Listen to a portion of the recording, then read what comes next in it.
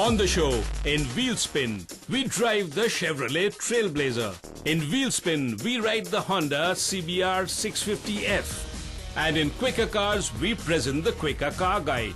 And on the road, we drive the Fiat Punto Evo to Unchagaon.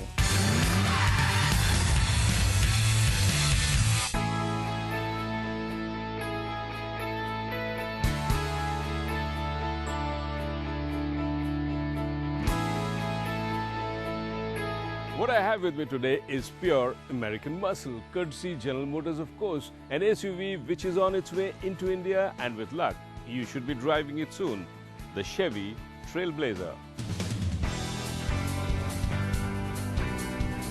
As far as full-blown American SUVs go, this Trailblazer here might not look as brawny or as mean, but I can tell you that this is the size that really works for India. At 4.8 meters, she is not really that small, and she packs in 7 seats, which means a huge amount of practicality. And at first looks, she gives you the impression that she is quite capable with a confident stance, and she means business. General Motors will position the Trailblazer as a premium 7-seater SUV with all the bells and the whistles and a powerful motor. The Trailblazer is a chassis-on-body SUV and measures in at over 4.8 meters long and sits on a wheelbase exceeding 2.8 meters. With a tall SUV stance, and it has enough presence to ensure that you take notice of it in case it looms up in your rear view. The interiors of this Trailblazer here is actually quite different from what you see or what you expect from modern day premium SUVs, and depending upon your taste or the lack of it, you might like it or even dislike it, because this is quite subdued, quite understated, and you don't find any gimmicky things here in terms of garnishings, in terms of colorful dials. Instead, what you get here is a dual tone fascia with a central console here, which is nicely located and quite ergonomic, a display here which gives you pretty much all the information. But in terms of luxuries, it really isn't lacking, because you still get a whole list of features, as well as leather seats here, a leather wrapped steering wheel here, the gear knob which has got nice chrome garnishing here, just a little added touch of chrome which does liven up things. And of course you get multifunction buttons on the steering wheels. But what I disagree with here is the instrumentation. I think for a car this size, it's a bit too small in terms of the binnacle sizing, and all the information that you do get here displayed is also a little difficult to read when you are driving on the highway. So I think this could have been reworked and made a little more user-friendly here.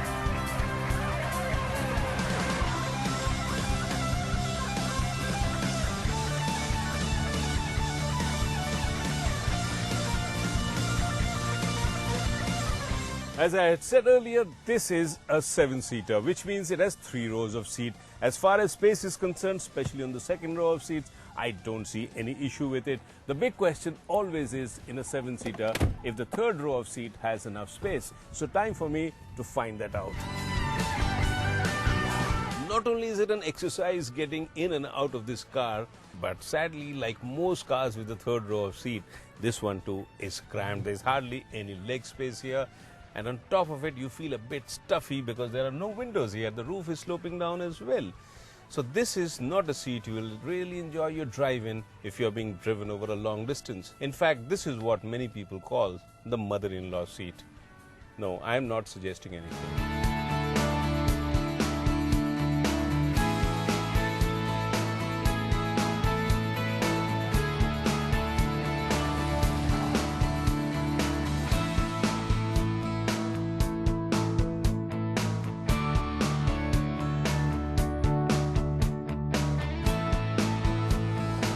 The Trailblazer here is powered by a 2.8 litre diesel engine, and after you heard me say 2.8 litre, you probably would presume that it's a big engine, but actually it's not a big engine, it's just a 4-cylinder unit.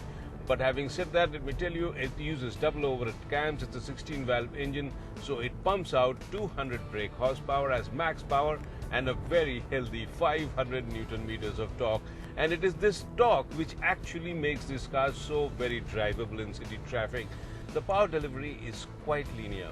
When you initially fire the engine, you hear her loud and clear. and after you hit cruising speeds on the highway, she does settle down a bit, but still this is one engine which is loud. So you keep on hearing the engine no matter what rev band you are in.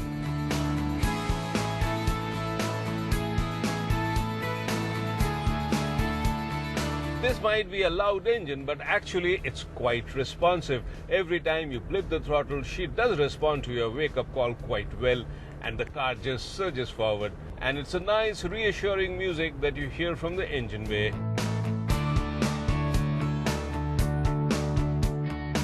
What I drive is a car with an automatic transmission. The engine is mated to a 6-speed automatic gearbox, and she does the job of shifting the gears quite well actually. Comes with a manual mode as well, so you can actually play the race car driver if you want to, but I don't think you need to because this does the job quite well.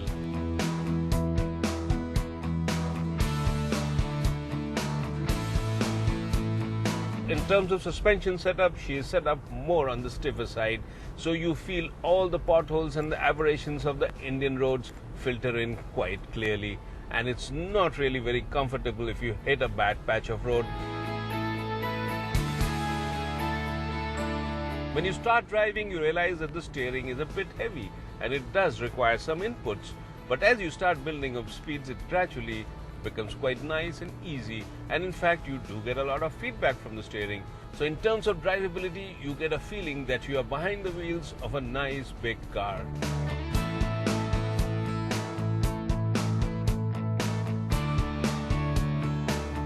After you spend some time behind this wheel of this Trailblazer, the impression that you will gather is that this is one car which is capable of taking you anywhere really. It's got a real nice big car feeling. Everything feels very good inside, it's comfortable, and of course there is plenty of power coming from the engine, and the high ground clearance and the high seating position gives you a lot of confidence to take it actually anywhere you want to. So overall, this is a typical American SUV with a go anywhere attitude.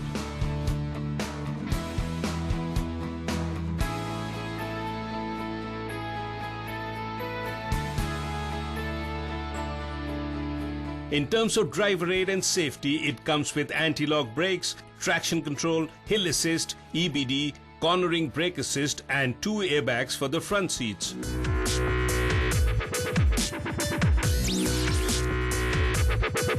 In fact, it is this high ground clearance which makes the Trailblazer very much of an SUV.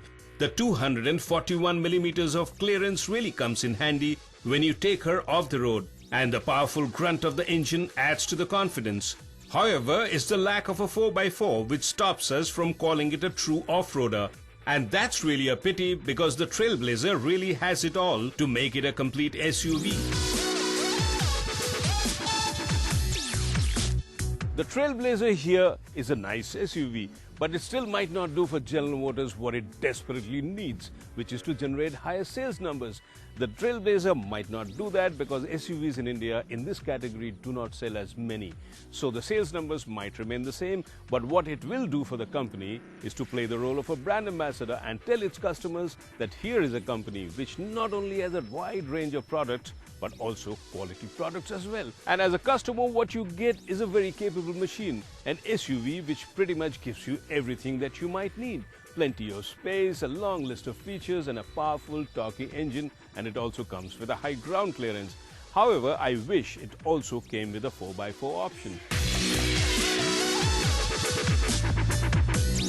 The Trailblazer will be available only in one variant, and it will be brought into the country via the CBU or the completely built-up route. Hence, it's not going to be cheap. But we feel that it will provide a nice alternative to what is already in the market in this category, as the Trailblazer is a vehicle which is well made, feels good to drive, and has a premium feel to it.